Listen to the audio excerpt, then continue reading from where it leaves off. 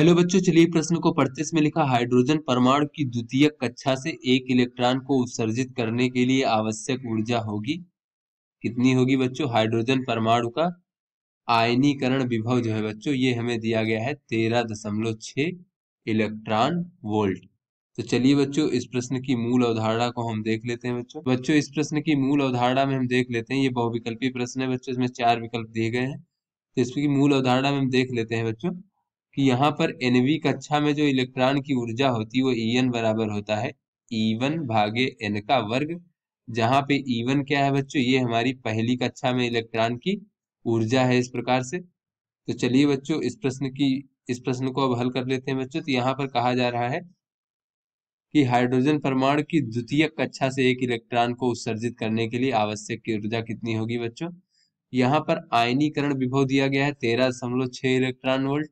अर्थात बच्चों हाइड्रोजन परमाणु में चूंकि एक इलेक्ट्रॉन होता है बच्चों, तो आयनीकरण का अर्थ ये हुआ कि एक इलेक्ट्रॉन को उत्सर्जित करके बाहर कर दिया गया है बच्चों, जिससे कि हाइड्रोजन का आयन बनाया जा सके बच्चों। जैसे H, ये हमारा हाइड्रोजन परमाणु है, इसमें से अगर एक इलेक्ट्रॉन निकाल लिया जाए बच्चों, तो ये हमारा इस प्रकार से धनायन बन जाएगा। और बच्चों यहाँ पर हम देख लेते हैं इस प्रकार से, इसको हम इस प्रकार से प्रदर्शित कर सकते हैं बच्चों, या फिर इसको इस तरीके से कह लें कि इसमें से एक इलेक्ट्रॉन जब निकल जाएगा तो बच्चों इस प्रकार से धनायन बन जाएगा। तो बच्चों एक इलेक्ट्रॉन होता है जो कि उसकी पहली कक्षा में उपस्थित होता है, तो उसके आयनीकरण विभव मतलब 13.6 इलेक्ट्रॉन वोल्ट। इसका अर्थ ये हुआ बच्चों कि उसकी पहली कक्षा से इलेक्ट्रॉन को निकालने के लिए जो ऊर्जा आवश्यक हुआ बच्चों, वो 13.6 इलेक्ट्रॉन वोल्ट था। तो बच्चों कोई भी इलेक्ट्रॉन को तब हम निकाल सकते हैं जब उसकी कुल ऊर्जा का मान शून्य कर दें। तो यानी बच्चों ये हमारी पहली कक्षा में जो कुल ऊर्जा रही होगी इलेक्ट्रॉन की, वो -13.6 इलेक्ट्रॉन वोल्ट रही होगी। जब हमने उसको 13.6 इलेक्ट्रॉन वोल्ट दिया ऊर्जा, तो उसकी ऊर्जा शून्य हो गई और उसे बाहर निकाला जा सका और उसका आयनीकरण संभव हो पाया।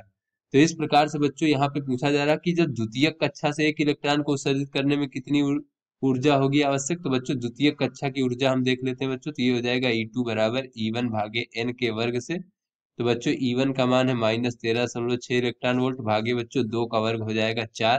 तो इस प्रकार से बच्चों हो जाएगा माइनस का 3.4 इलेक्ट्रॉन वोल्ट।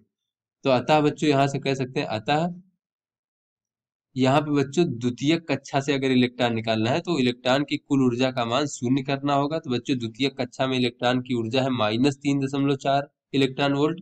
यानी अगर हम इसको प्लस का 3.4 इलेक्ट्रॉन वोल्ट ऊर्जा अगर दे दें बच्चों, तो ये शून्य हो जाएगी और इसे बाहर उत्सर्जित किया जा सकता है। तो यहाँ से कह सकते हैं कि अतः आवश्यक ऊर्जा जो हो जाएगी द्वितीयक कक्षा से निकालने के लिए, वो हो जाएगा बच्चों 3.4 इलेक्ट्रॉन वोल्ट। क्योंकि बच्चों द्वितीय कक्षा में इलेक्ट्रॉन की ऊर्जा कितनी है? -3.4 इलेक्ट्रॉन वोल्ट है। तो इतना ही जब हम धनात्मक में ऊर्जा दे देंगे तो शून्य हो जाएगी उसकी कुल ऊर्जा और वो बाहर निकाला जा सकेगा। अतः बच्चों ये जो हमारा सी विकल्प है, ये हमारा सही विकल्प है। तो आशा करते हैं आपको समझ में आ गया होगा। धन्यवाद।